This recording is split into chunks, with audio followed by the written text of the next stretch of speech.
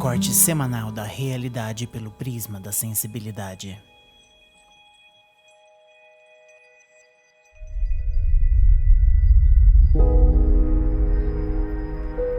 Eu sou Denise Almeida e esse é o Sinestésica, um recorte semanal da realidade pelo prisma da sensibilidade. Crônicas sobre arte, educação e cultura. Você vai experimentar agora Prece, o episódio 6. Para conhecer os episódios anteriores e receber atualização sobre os próximos, acesse sinestesica.com.br ou nos siga nas redes sociais. Esse programa é editado para promover uma intensa imersão auditiva, por isso, aconselho o uso de fones de ouvido.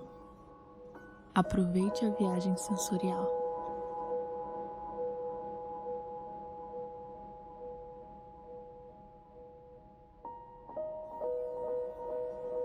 Viver as alterações na rotina que a epidemia impôs tem me feito observar minha relação com processos internos que evito há anos.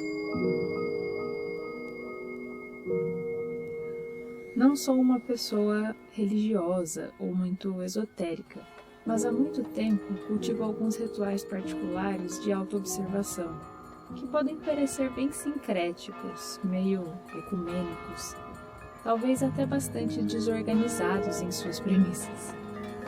São práticas de arte que envolvem o corpo, a natureza e o tempo. Busco formas de atingir a sensação oceânica que Freud explicou. Essa experiência de sentir-se parte de algo maior, de estar preenchida ou de colaborar com algo coletivo, impessoal e conectado. Mesmo que soe evasivo e imaturo, evito pensar nessas contradições. No entanto, de uma maneira bem empírica e pouquíssimo acadêmica, esses rituais foram se tornando minha maneira individual de reconexão com o que chamo de desconhecido. Porque sim, sou uma pessoa que não assume certeza da imaterialidade ou da continuidade da existência. Mas porque não excluo qualquer possibilidade de transcendência ou de conexão imaterial, seja por qual for o caminho. Mesmo que essa imaterialidade possa ser apenas a manutenção da memória dos que já se foram. De qualquer forma, a relação com a morte se torna um problema cada vez mais presente. Pelos números, pelas estatísticas, pelo risco, a morte está mais presente do que estávamos acostumados. Um costume bem imoral, é certo, mas mesmo assim estávamos acostumados. E agora que a morte bate à porta e nos assusta com números nunca antes vistos, tenho recebido muitas orações.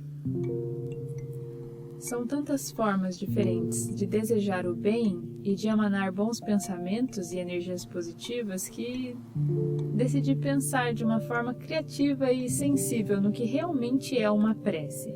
Muito além das correntes de WhatsApp, da tia e da avó. O que torna uma oração válida? O que nos movimenta a desejar algo imaterial e completamente fora do nosso controle? De acordo com o dicionário, prece é uma mensagem oral, escrita ou em pensamento que se dirige a uma divindade ou a um santo, pedindo uma ajuda, uma bênção ou agradecendo uma graça recebida. Prece também pode ser uma oração ou uma reza. É algo que nos acompanha como humanidade e que perpassa os povos e as culturas.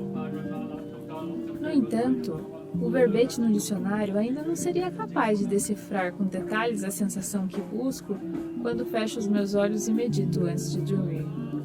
Para sanar essa inquietação durante essa pesquisa, ainda mais para mim, bem materialista, descobri um estudo de Alice Raibara e Maria Isabel Zanzotti, intitulado A Prece, disponível na Enciclopédia de Antropologia da Universidade de São Paulo.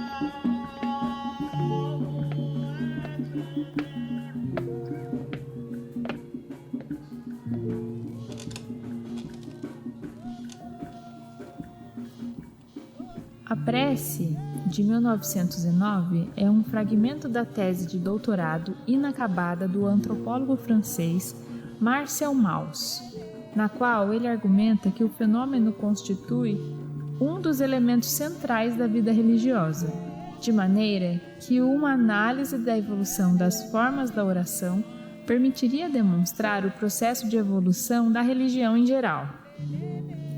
O estudo da prece se inicia a partir de formas consideradas mais elementares, para chegar até formas ditas mais complexas.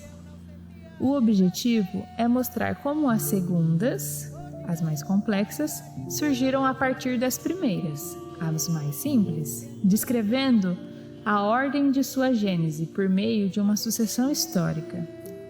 Tratar de evolução não significa explicar o complexo pelo simples, diz ele, já que as formas rudimentares não são mais simples do que as formas tidas como complexas. Trata-se, isto sim, de complexidades diferentes. A prece, nesse ensaio, é considerada um fenômeno religioso, ou mesmo um fragmento de uma religião, sendo esta definida como um sistema de crenças e práticas coletivas dirigidas a seres sagrados, reconhecidos pela tradição. Portanto, ao considerar a prece como uma narrativa religiosa, produto do esforço acumulado dos homens e gerações, o autor afirma que ela é, antes de tudo, um fenômeno social, pois mesmo quando o crente seleciona a seu modo os termos da oração, naquilo que diz ou pensa, nada mais faz do que recorrer a frases consagradas pela tradição. A prece é social não só devido ao conteúdo, mas também à forma, uma vez que ela não existe fora do ritual. Nesse sentido, o autor argumenta que não é na prece individual que está o princípio da oração coletiva. Ao contrário, é no caráter coletivo que se encontra o princípio da oração individual. Embora não recuse a oposição entre indivíduo e sociedade, o autor mostra que a prece associa as duas dimensões. Sendo um fenômeno social, ela é também, em certo grau, um fenômeno individual, pois cada indivíduo escolhe o momento em que reza e, no limite, cria a sua própria prece. Situando o conceito em relação a outros previamente definidos, Mauss classifica-o como rito, na medida em que a prece é, segundo ele, ato tradicional. A noção de rito, por sua vez, é categorizada a partir da distinção entre ritos mágicos e ritos religiosos. Os ritos mágicos são geralmente realizados por feiticeiros e possuem eficácia por si sós. São ainda de tipo determinista, uma vez que seus efeitos são imediatos. Já os ritos religiosos costumam ser realizados por sacerdotes, reivindicando a ação de seres sagrados. Sua eficácia é, portanto, contingente com relação à intervenção divina. O autor define a prece como um ritual religioso distinto dos encantamentos mágicos, na medida em que busca a intervenção de forças sagradas em um determinado contexto.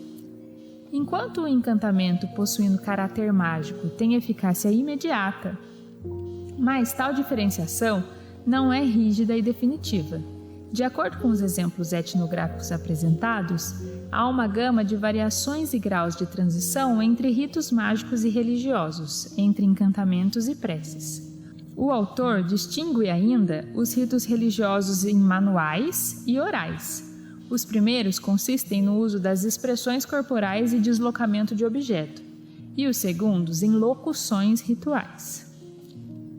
Ao conceber a palavra como ato que produz efeito e que visa uma determinada finalidade, o ensaio de Mauss é precursor ao trazer a ideia de que o ritual pode ser pensado a partir da linguagem, considerada como portadora de eficácia.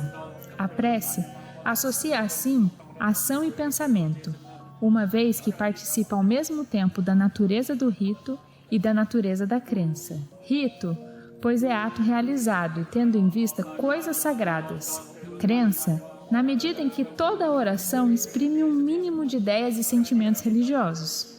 Por meio da prece, o autor observa então a relação entre rito e mito, afirmando que o rito contém crenças específicas que o orientam e que lhe conferem legitimidade, enquanto que o mito somente adquire sentido na prática através dos rituais. Dentre os diversos rendimentos teóricos que a análise maltziana da prece oferece, é central a sugestão do autor de que é possível, por meio deste fenômeno, associar sem recusar diferentes oposições, como mito e rito, ação e pensamento, e sociedade e indivíduo. Mesmo inacabada, a prece é um ensaio de caráter programático, em que Maus lança diversas contribuições para os estudos voltados à teoria do ritual e da linguagem.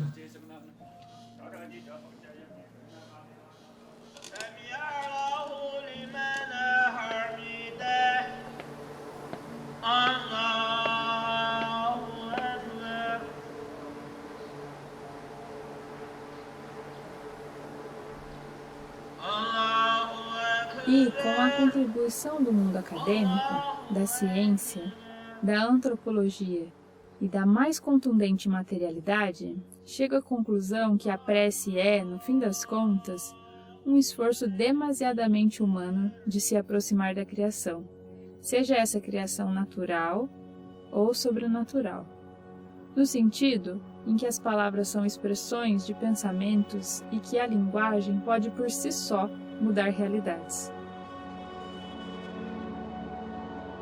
Nós proferimos preces.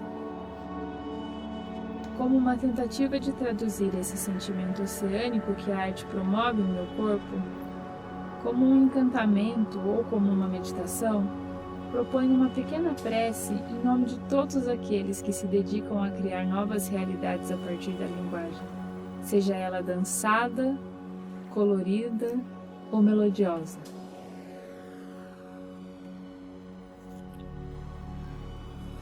Espaço.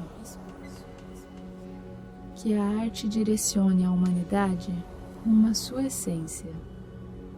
Que sejamos guiados pela poesia e por tudo que nela habita. E que as rimas, a métrica e o ritmo sejam construtores do novo caminho. Matéria. Que a sensação de descoberta seja sempre um presente. Que sujar as mãos de tinta seja um imenso prazer. Que a criatividade seja um bem e não apenas um recurso. E que o corpo seja condutor de experiências inebriantes.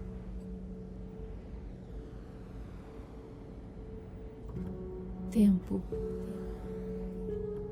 Que o mundo seja um palco acolhedor e iluminado para os estreantes. Que esteja aberto à novidade e que ela venha em passos de dança, da forma, no tempo e com as cores de cada um. Como em um caleidoscópio universal, geométrico e colorido. Ser. Que o silêncio interior seja honrado como um espaço íntimo de criação. Que nele possamos fazer as composições das mais belas pinturas. Que se rompa apenas para fazer nascer as melodias da nova existência. E que todos cantem as boas novas num coral humanitário da paz. Eu te ilumino, você me ilumina. Juntas e juntos somos a luz do mundo. Que assim seja. I say a little prayer for you. I say a little prayer for you.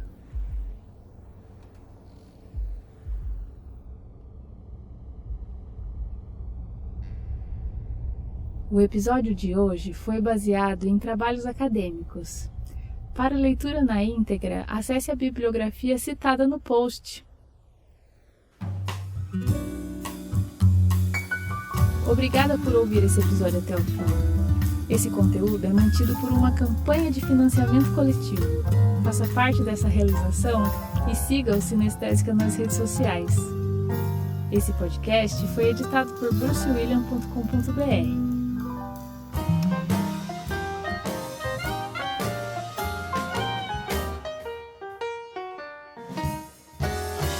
Este podcast foi editado por brucewilliam.com.br.